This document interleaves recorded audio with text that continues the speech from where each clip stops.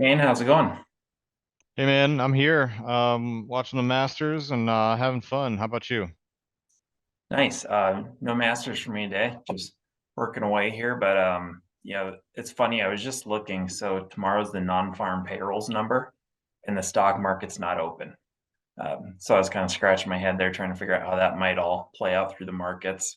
So we'll see. I know futures are open a little bit in the morning for that report, but Good Friday, good time to take off. But yeah, it'll be Uh, interesting with that coming I out. know this morning they revised last week's data by 48, no, by over 50,000 jobs. So the number of Americans filing for unemployment benefits was revised upward last week from 196,000 people to 248,000 people. That's a pretty massive miss. I don't think people are trusting the data anymore. And market was down on that news this morning, 0.5% or so, and has since rallied today because buy stocks, why not? Doesn't make any sense to me that you would want to be long the stock market given this economic backdrop. If I had told you at the beginning of this year that two of the largest bank failures in the history of our country happened and the Nasdaq was up like 20%, you would have called me crazy. So market makes no sense right now, and I think that mostly means to to be cautious. Yeah. So yeah, I wouldn't put too much faith in what's going on in the stock market today.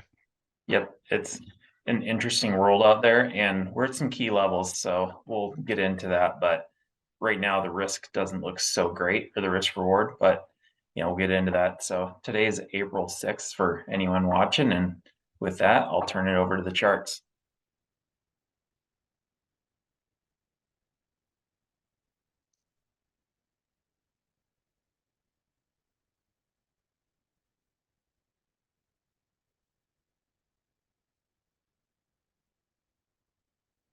All right, so Shane, we've agreed to keep this up here for a while. This is just showing the S&P when we had the 2008 crash and some of the retracements or the bear market rallies that were in there.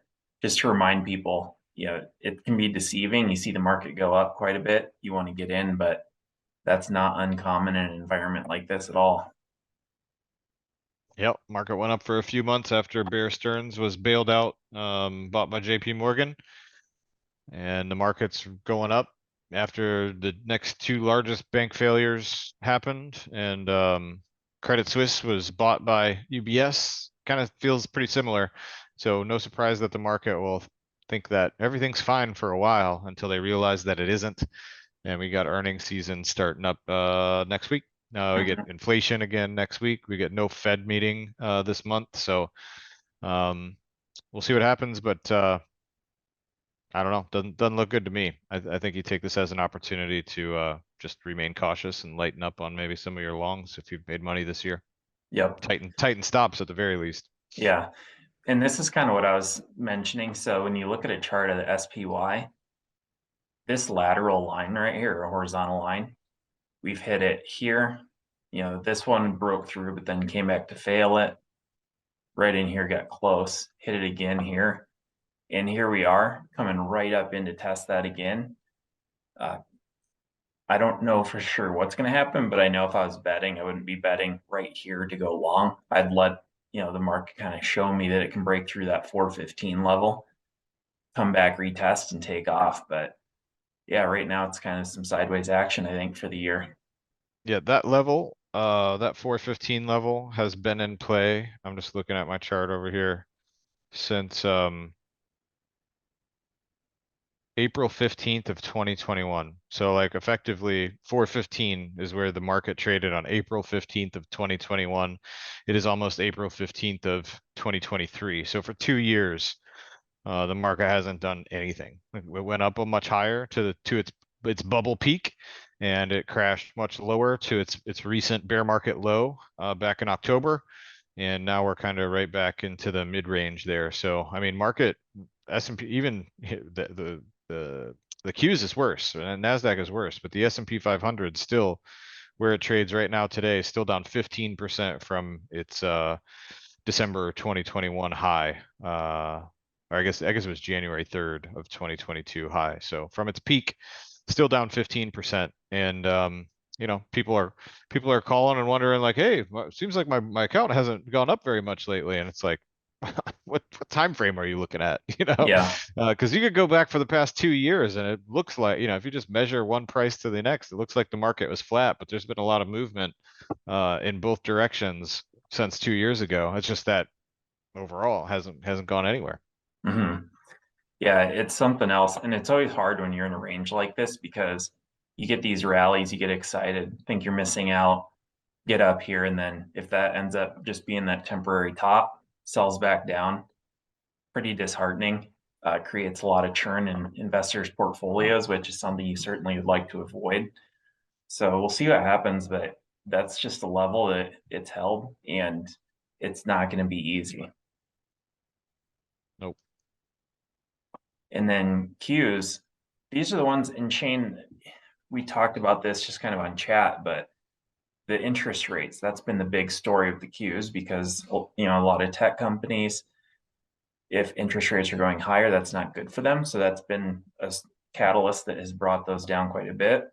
But now, it does look like we have had that breakout. We're retesting this level right around 313, wanting to go higher. And why I mentioned rates is, the 10-year yield, we were just looking at that the other day, coming down quite a bit. And normally you could say, well, that might be a tailwind for tech.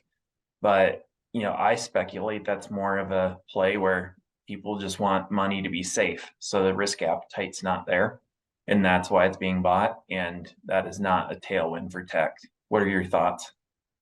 No, I mean, I think the simple view is that everybody who's just a stock junkie and people who do nothing but look at charts and that sort of stuff, that's what they see is like, oh, 10-year bond is the yield is down, so tech has to go up. And it's like, no, actually, if you look back through history, you'll find that a 10-year yield crashing like that is a sign of future growth slowing, and we're already seeing that. We saw last quarter's earnings were down.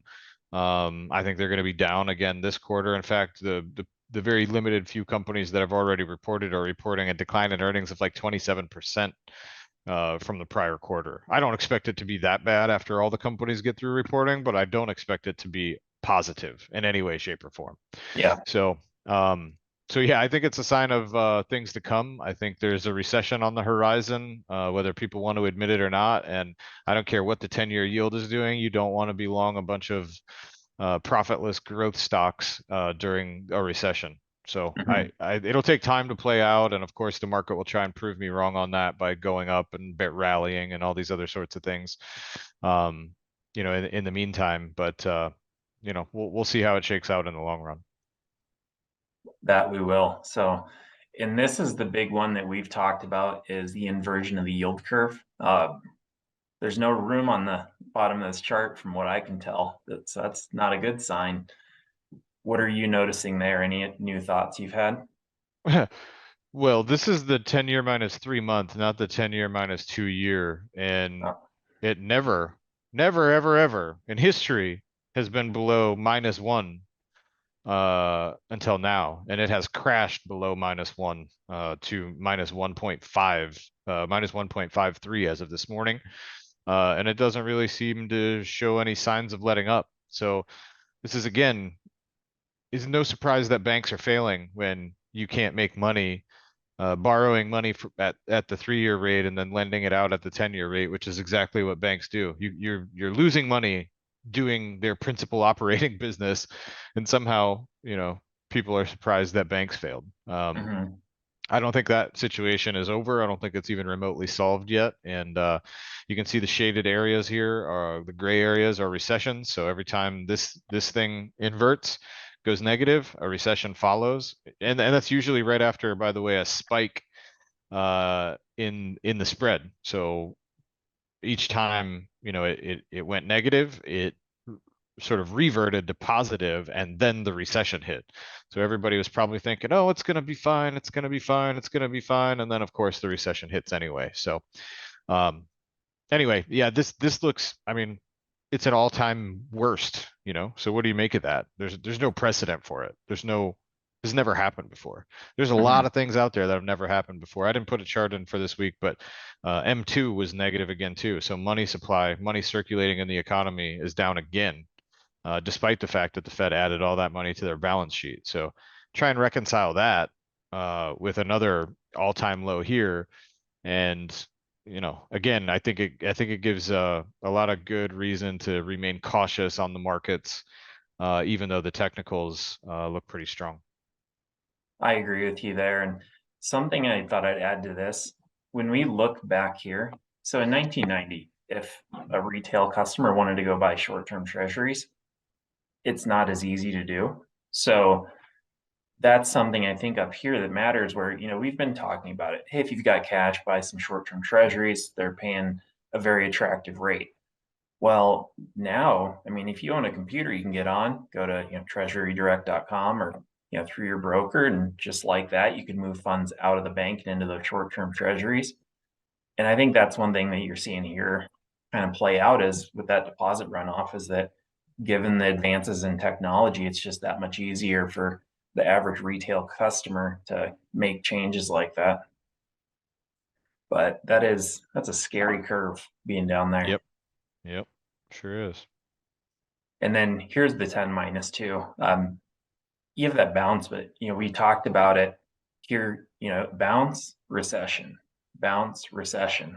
So once that damage has been done historically, it it might unwind a bit, but then the recession is soon to follow. So no exact words on when that timing is going to happen, but it does seem to kind of play out throughout history. Yep. So, and then turning to the bank failures. So when we kind of mix technicals and fundamentals, the big thing here with Silicon Valley Bank, it seems like technically it was already telling a pretty ugly story. And it was just later on when it came out on the fundamental side of actual, hey, they don't have enough deposits, they've run off. You end up having a stock that looks like this. And then, it's bankrupt. So I don't know if you had any thoughts on that. Nope. Nothing really productive to add there. Sounds good. And then, so Schwab, this is the one I'm looking at just technically is, being down here. And it really hasn't advanced much. Looks like our chart we have in this one. So it's March 31st, but we're still down in here trading in this tight range. But this big candle, technically, I mean, that is, if you wanted a value buy, that's kind of telling that story where you get closer to there, you got to stop there. You can get in, but not one, no recommendation here, anything of that nature, but just kind of noting it's tight, come down here. So, we'll pick up kind of where we left off with a little bit of the review on just what the fundamentals look like from a safety standpoint and a going concern standpoint for Schwab. But I don't know, Shane, anything to add there?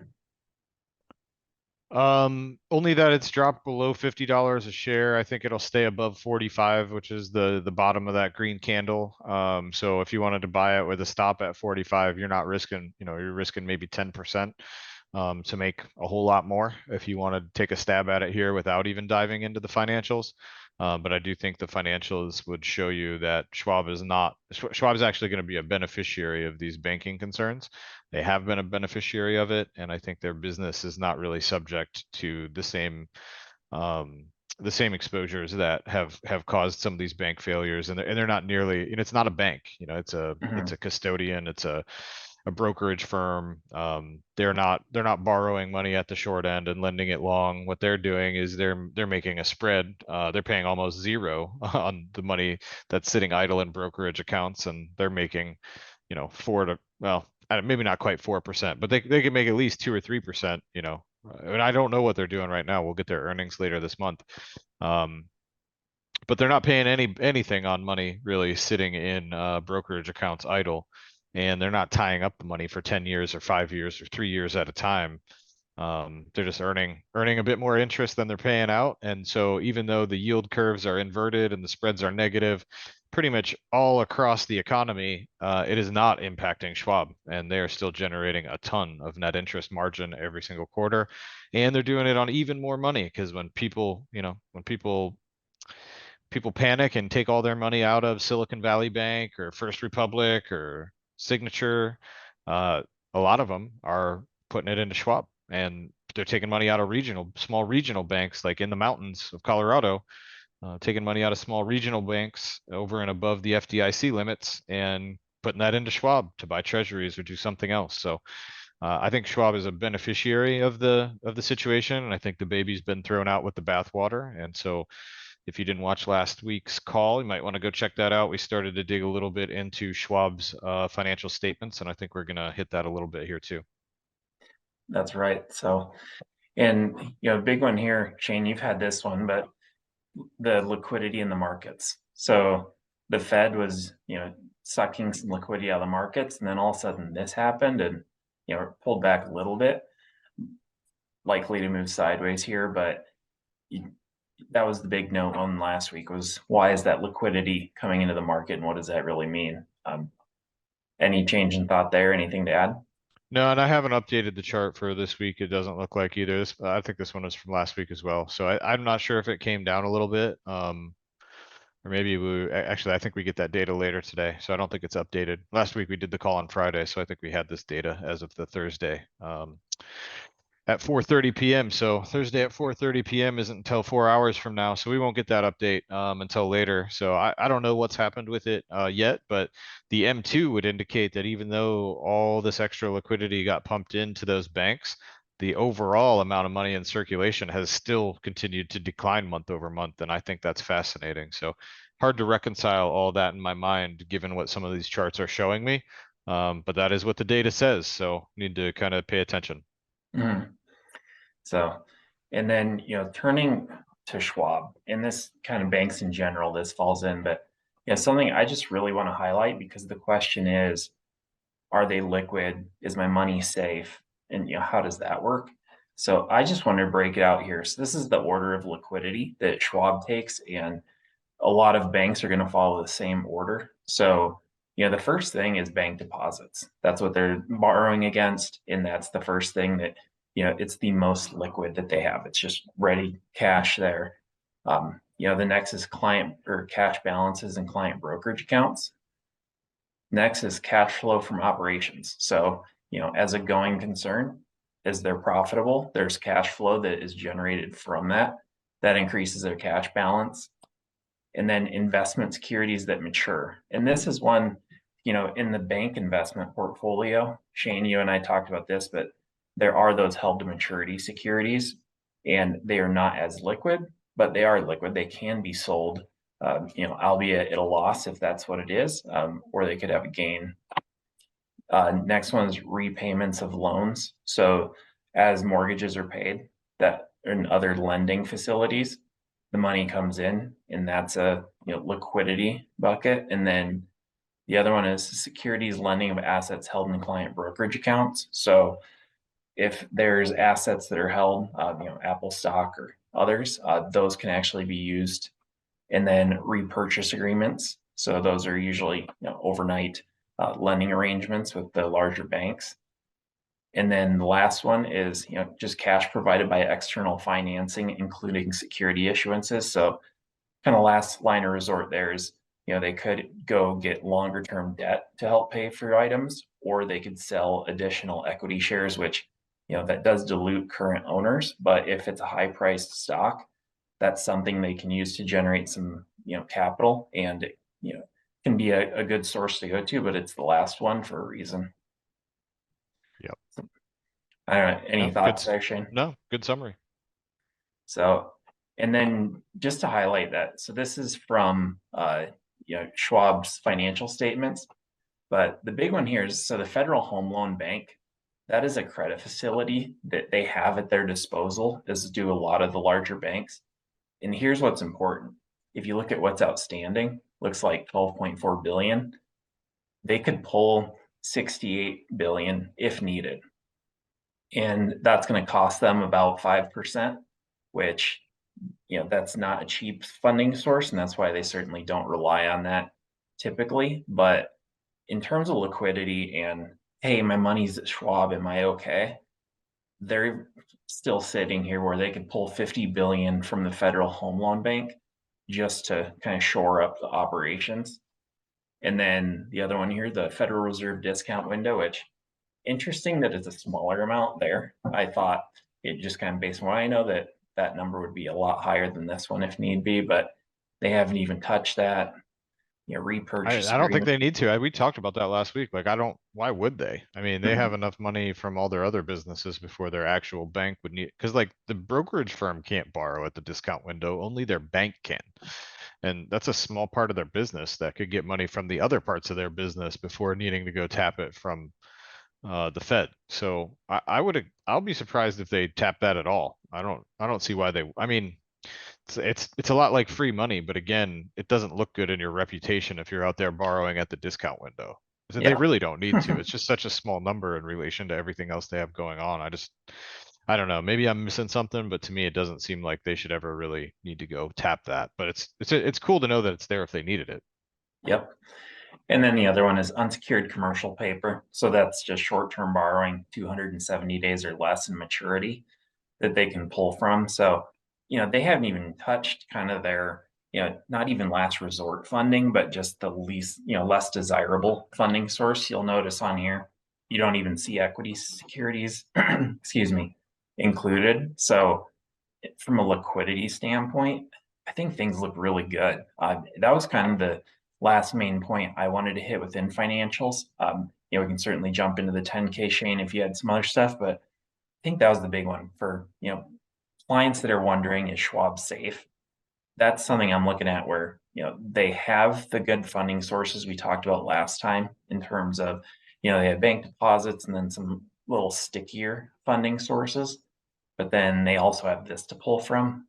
So from a going concern standpoint, it looks, seemingly good on my end. What are your Yeah. thoughts? Meanwhile, it's trading like it's going bankrupt tomorrow. Which like again, I think the baby's just getting thrown out with the bathwater.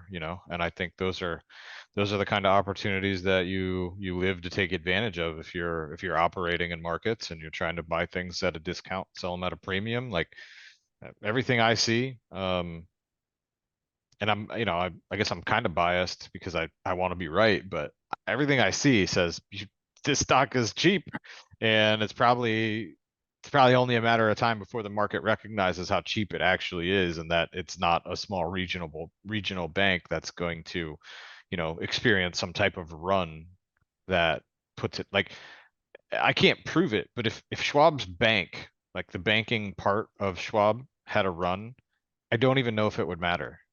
Like pretty much any bank in the world that's just a bank, it's focused on banking and that's how it makes money, that's how it derives its profits and economic moat and all that kind of stuff. Like any bank, I don't care how big it is, JP Morgan, right? Biggest of the big.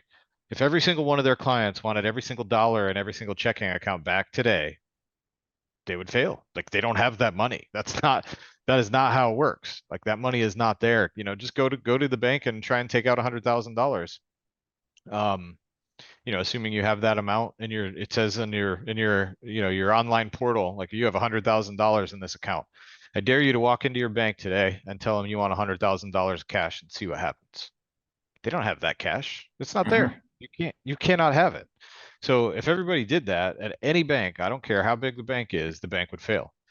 Um, if you did that, if every single client at Schwab asked for every single dollar back in the checking accounts, I don't know if Schwab would fail because they have all types of other money that they could use to give those people their money back. Meanwhile, yes, they have other, assets on their balance sheet that are available for sale and a little bit longer duration in nature. But again, all of their custodial clients aren't also going to ask for all of their money back. Like, in fact, many of the people who take their money out of the Schwab bank will probably put it into the brokerage side of the business. Like, so it's almost like Schwab can take money out of one pocket and put it in the other, whereas other banks that are just banks don't have that capacity because that is their only business. That's their principal business. For Schwab, banking is like a very small part of what they do. So I know I'm oversimplifying this, and I can't prove those numbers out at this point. I'm still working on trying to, but since we hired a new person, I've been like on 6 and 7 hour Zoom calls pretty much every day for the past 3 weeks. So I've been a little busy, a little too busy to be able to be proving stuff like that. But I don't think I'm that far off on saying what I just said. Like again, don't take that as like absolute truth or gospel. That's what I assume is what I will find if I were able to do that math. Because I do have a little bit of an understanding of Schwab's business. And like we said before, we've got, I think over $120 million in Schwab's custody, and we're very confident in it, and we like the stock here. So we do business with them, and we are comfortable owning shares of the business. And so for a lot of reasons, our number one, for a lot of reasons, our clients have questions about this. But on top of that, I have a lot of reasons to be confident. Mhm. Yeah, I agree. And one thing I just want to hit that we didn't quite include last time is the fact that on Schwab's balance sheet, I think they have assets of, 500 million, somewhere in there. The one thing to remember, we talked about it, there was 7 trillion in, client assets. And we were like, well, where is that on there? And that's the thing, is they're a broker. So they don't take that, put it on their balance sheet, incur an asset and a liability, much like a bank would. So if everybody ran in and said, hey, I want to take my account, well, unless maybe you go sell all your stock holdings and ask for that cash, they just transfer the shares. So Right. it's not something that's going to take all their liquidity just because they lose a brokerage client. And like you're saying, Shane, they have all these other funding sources. So if we're talking about the part that is on their balance sheet, the liquidity is very strong. So I'd be, very surprised to kind of see that not go their way and it not be a safe, secure place to have money. Yeah, that's another interesting thing that like I think most people who don't analyze financial statements for a living really don't fully grasp or isn't immediately obvious anyway. It's not a complicated thing once somebody tells you. So like anybody could understand this. I don't care what you do for a living. It's not rocket science. Um, but when a bank when I give my money to a bank, that shows up as a liability on their balance sheet. Like they're borrowing the money from me. That's my money that they're holding on to. So it's not an asset for them. It is a liability for them. And so it doesn't really add any net equity to the business, right? What it's what can they earn with that money that adds profitability and equity to the business. So every dollar you give to your bank, it goes into the debt column for them, right? Hmm. They owe that money back to you. So yeah, they don't just get to put that as an asset. Yep. It seems logical that like if I give Kyle a dollar, well, Kyle now has my dollar. That's an asset to Kyle. No, it's a liability to Kyle because he might have to give it back to me, and he doesn't know when. And I might come ask for it any time, right? And Hmm. so it needs to be available at any time I come knocking on Kyle's door and say, hey, I need that dollar back. So it's just an interesting sort of flip of like what you would think it would, or at least what I would have thought, before I got the CFA and started analyzing statements and stuff.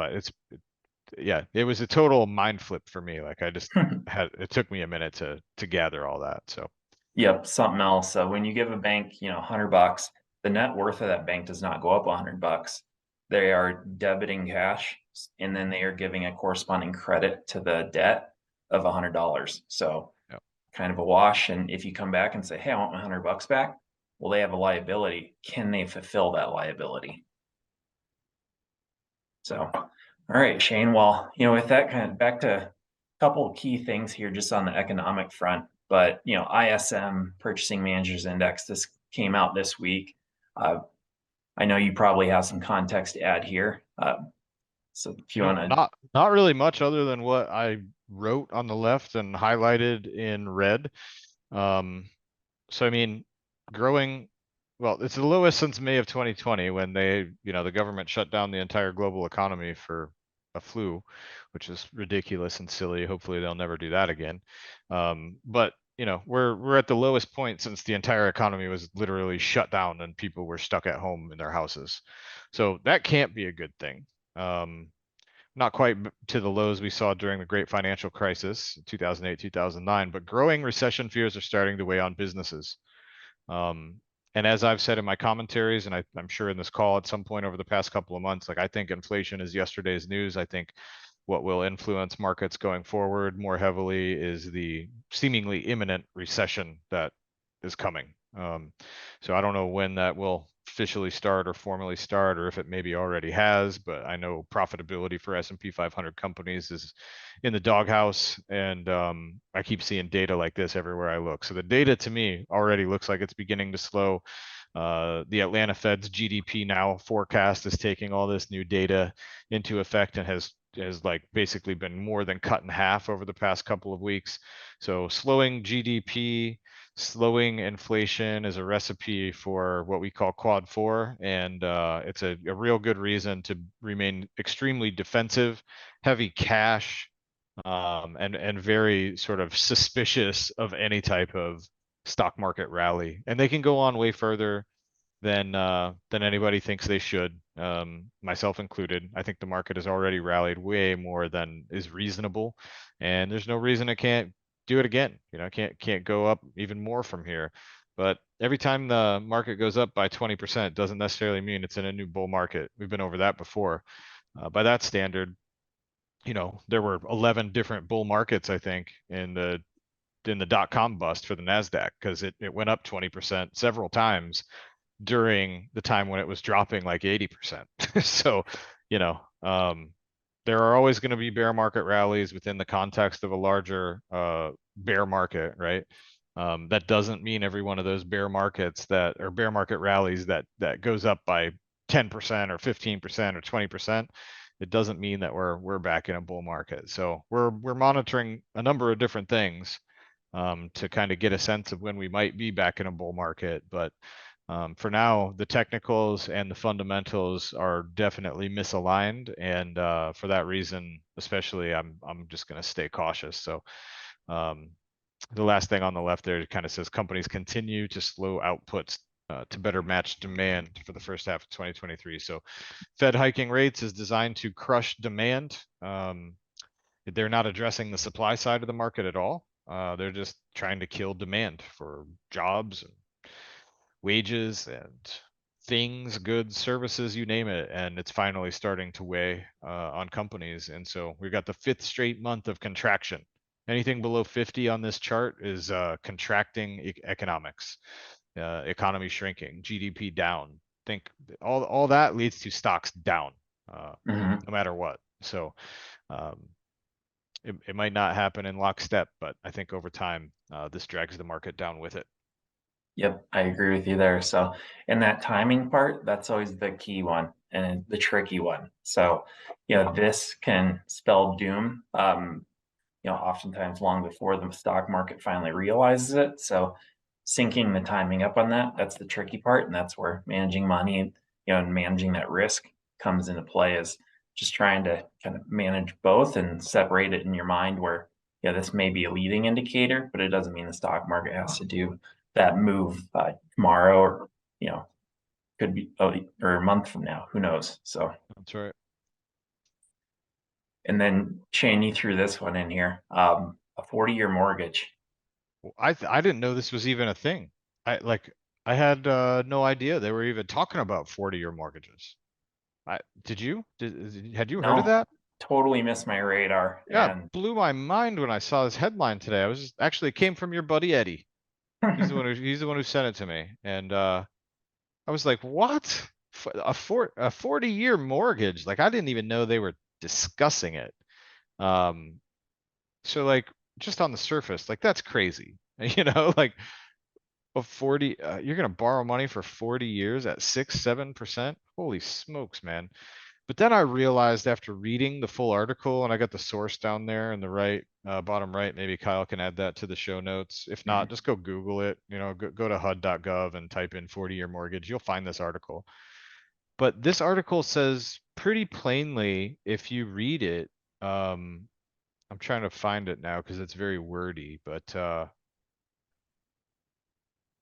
this is not for like new home buyers. Like the real estate agents of the world are trying to spin this as like a great way to help first time home buyers enter the market and buy a house and be able to live in a house for the first time and all that kind of thing.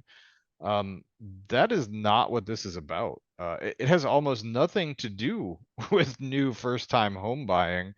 This is a lifeline uh, for people who are already way behind on their 3% mortgages that they got a couple years ago, and they can't get caught up still, even after all the COVID, uh, moratoriums on mortgage payments and all that kind of thing. Like these people still can't get caught up.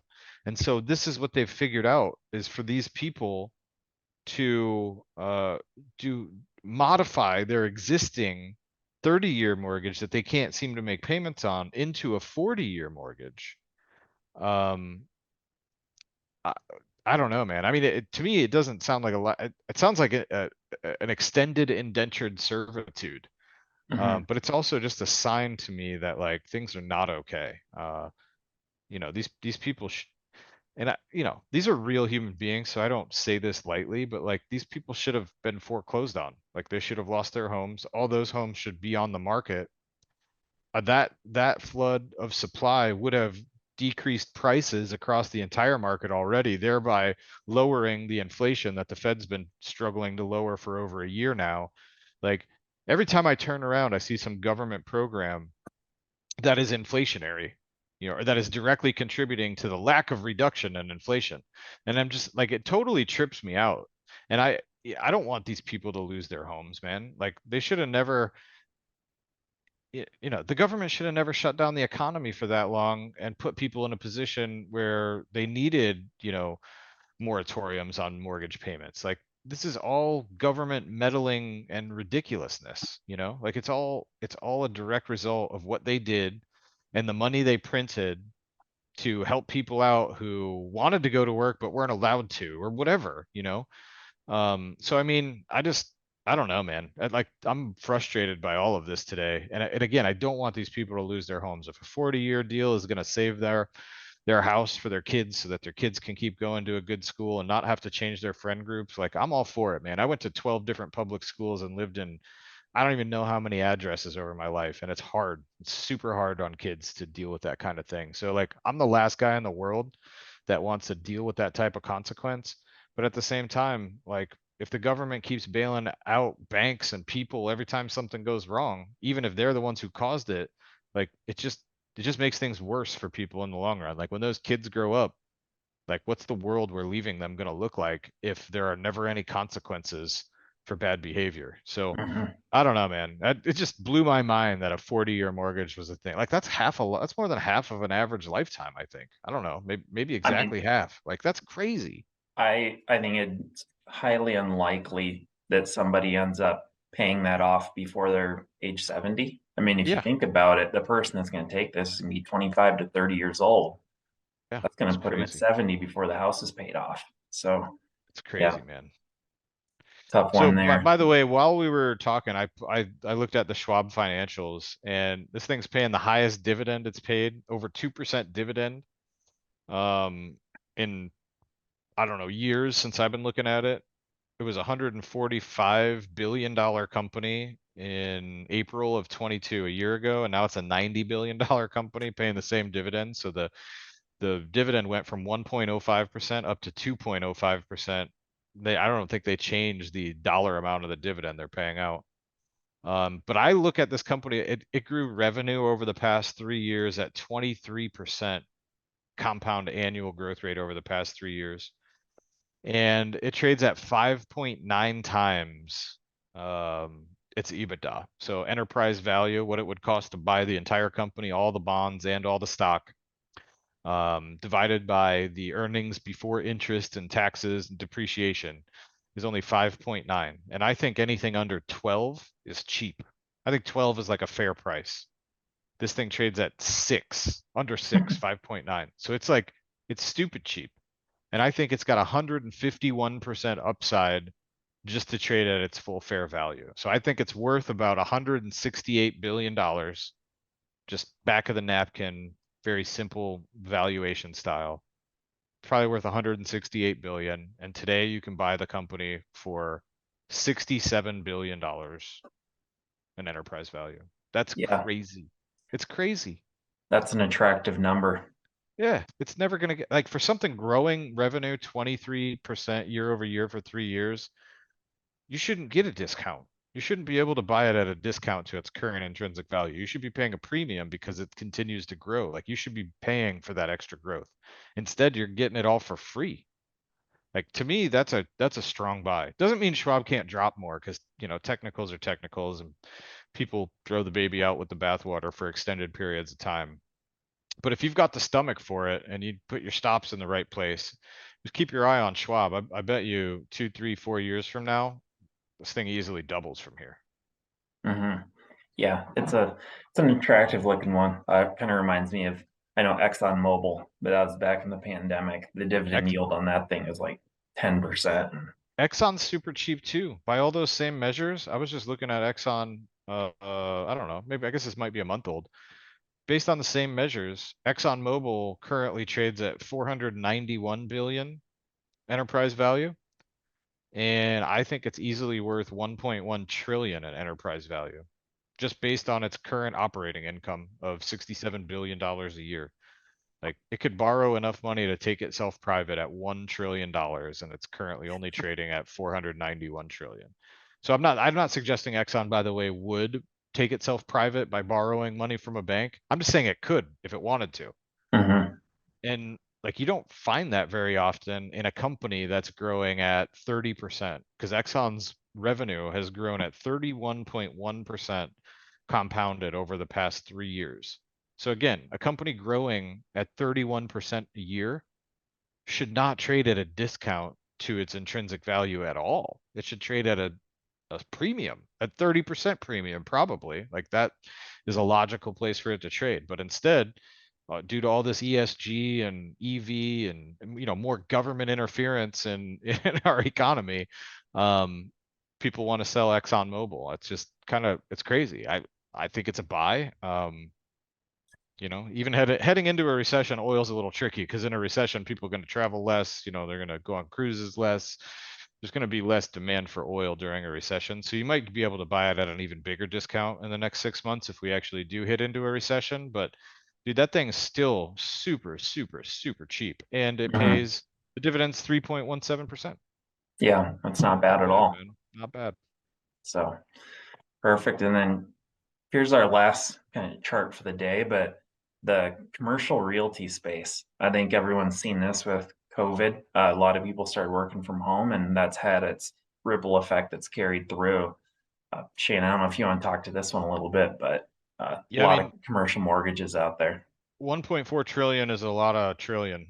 That's a lot. Like, that's a lot of money. And if you look at the oh, there we go. If you look at this box over here, that's 2023 and 2024. I know it's a little blurry, and I guess shout out to Hedgeye, where I got this chart from.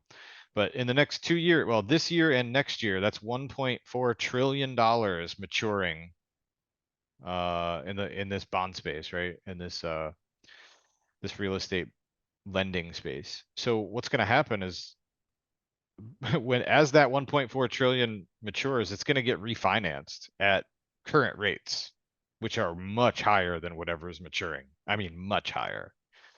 And I think we're going to see some blowups, man. I mean, we've already seen three of the largest REITs in the world limit withdrawals. So the B REIT from Blackstone. So if you're stuck in that and you can't get money out, you might want to go short shares of BX to hedge your risk in that B REIT. KKR did the same thing on one of their big REITs, and I don't know why I can't think of the third one that was on my mind originally. But do you remember what's the third one that halted withdrawals or stopped withdrawals? Yeah, I don't know on that one. There's more than a couple of them that's happening too, but I think it's going to kind of happen at an accelerating rate. I think there's probably going to be corporate defaults that are coming, and other bankruptcies. Like, none of this is good. Nothing that you see on the chart right now is good, but I'm only mainly focused over here. Like, that is a wall of maturities. Like, look at how much less matures all these other years. So people are, whoever is refinancing this debt, they're going to try and do it here and here, because the longer they go out, well, maybe not given the way the yield curve is shaped right now. They might try and do it out here, right? Because the 10-year yield is a low. They can borrow at 10-year rates for lower than they can borrow at 2 and 3-year rates right now, which is again ridiculous. Yeah. So, but it's still going to be a much higher rate than whatever it's currently at. I don't care where they refinance it to. It's just it's nowhere near. And most of that is in offices. See all that red right there? That's all in offices. And I don't know about you guys, but not everybody is going back to the office. They're trying to get people to come back to the office. All the big companies are trying to force their employees to go back, but they haven't been terribly successful. And so they just don't need as much office space. So good luck trying to refinance all that office space at higher rates. It, at some point, it's just going to be easier to go bankrupt and say, you know what, this isn't an office anymore. We're going to turn it into something else. Hmm. So, and it, by the way, turning it into something else is going to require a larger loan for construction because you got to do work to turn it into something other than an office. I mean, I don't know if you've ever thought about turning a high-rise office building into an apartment, but it gets a little weird. Yeah, there's some work to do, and Ma- unfortunately, WeWork can't just come in and buy it all out and make it Maybe a what we'll co-working see, space. maybe what we'll see is like several stories of high-rise office buildings converted into hostel style places for all these homeless people to stay, right? It'll just be a bunch of cots. They won't even bother building it out or putting extra bathrooms in. They'll just say like, here you go. It's like a hostel. You can come and live here. I obviously don't think that will happen, but I mean, I don't know. There's a lot of office space out there that probably is never going to be used for office space again. So we'll see. Yep. So, and then with that, nothing too financial related from the B today, but I just thought this was funny. So we know about, Trump was charged with one felony, it seemed, that turned into, I think, was it 23? I think I saw 34. I swear I saw 34. 34 Yeah. of them. So just kind of comical. I don't know what it's like to wrestle with the judicial system and face that many felonies, but man, I don't even know what you write them all on. I don't know, man. What a sideshow. I'm not even a Trump fan, but like what a ridiculous sideshow these people are putting together. Like it doesn't make any sense to me. Nope, not at It's just all. there's something else to focus on other than the poor economy. Anything to get the American people to focus on something other than how bad the economy is right now. Yep, I would agree. So, and then our last bit is from Hedge Eye. You brought this up, but worth a good laugh as well. Yeah, both of those cartoons make a ton of sense to me. There was another one I posted this morning. Maybe I'll throw that in next week's chat, but they had a good one out this morning too. So I guess stay tuned for that. But yeah, the cartoonist over at Hedge Eye is amazing. Hmm. So good stuff. Well, Shane, thanks for your time. I know markets are closed tomorrow, so no big And I'm playing update. golf, so I can't tank the markets while I'm on the golf course tomorrow because the markets are not open. So yeah, it's Good Friday, and regardless of what you think about the timing of Jesus's death, crucifixion, and resurrection, I hope that you take the holiday tomorrow to spend time with family and enjoy it. Make it count. Yep. So enjoy it, Shane. I'll see you next week and take care. All right, later, Kyle. Bye.